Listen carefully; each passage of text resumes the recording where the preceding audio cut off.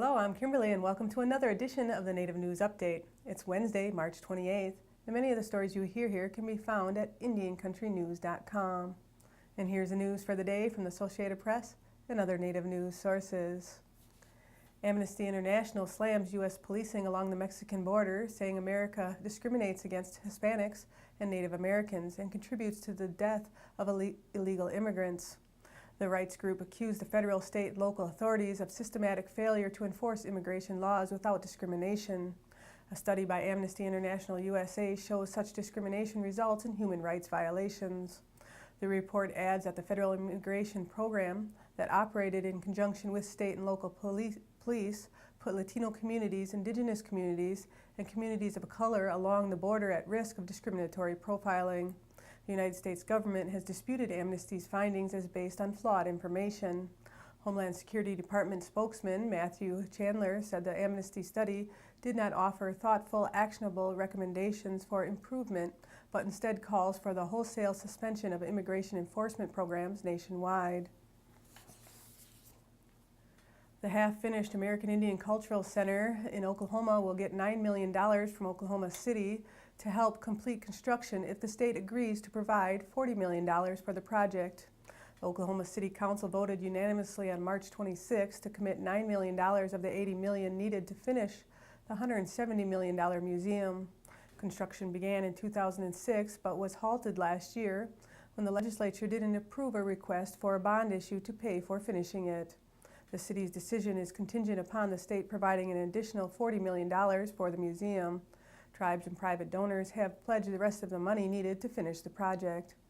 J. Blake Wade, CEO of the Native American Cultural and Educational Authority, the state agency building the museum, and other supporters will soon put together a package detailing the commitments from the city, tribes, and private donors to state officials in hopes that the state will fund the remaining $40 million. The Oklahoma State Senate has adopted legislation that honors the Cherokee Nation.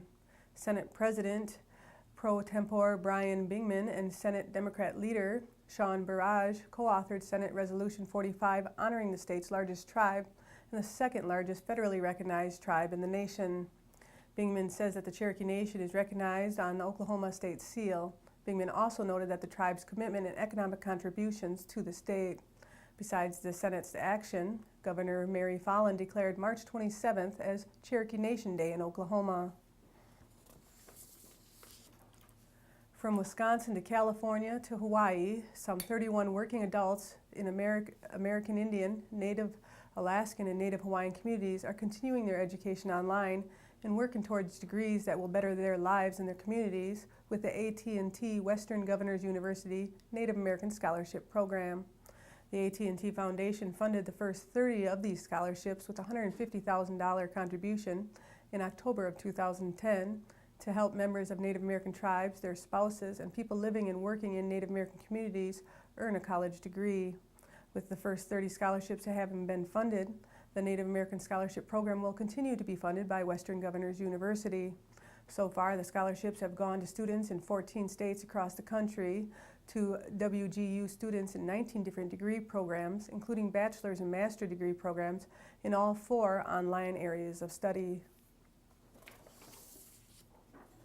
The American Indian College Fund and the Lowe's Charitable Educational Foundation announced a grant of $50,000 for a new scholarship program to support American Indian students.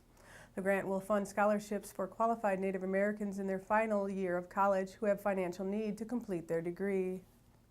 AMC is in the early stages of development on the football drama The Real All-Americans, based on Sally Jenkins' book about the Carlisle Indian Industrial School in Carlisle, Pennsylvania. Real All-Americans chronicles the school's storied football program, created by the U.S. Cavalry officer Richard Henry Pratt, who journeyed to the Dakota Territory in 1879 to recruit the school's first students. Producers are in discussion with Tommy Lee Jones to direct the pilot if AMC moves forward. Nicholas Meyer, best known as the writer of various Star Trek films, is writing the script, and Harry Ufland on board as producer. Pratt's football program has a stunning win-loss record of 167, 88, and 13, and produced a string of famous athletes and coaches, including Olympian Jim Thorpe and coach Glenn Pop Warner. The subject matter is close to Tommy Lee Jones' heart. The actor, who grew up in Texas, is part Cherokee. He also played defensive tackle in Harvard, where he was selected as a 1968 All-Ivy League nominee and played in the infamous '68 Harvard-Yale game that featured a stunning 16-point Harvard comeback in the final minute of the game to tie Yale. And that's another roundup of news from Indian Country on this edition of the Native News Update. I'd like to thank you for joining me, and have a grand day.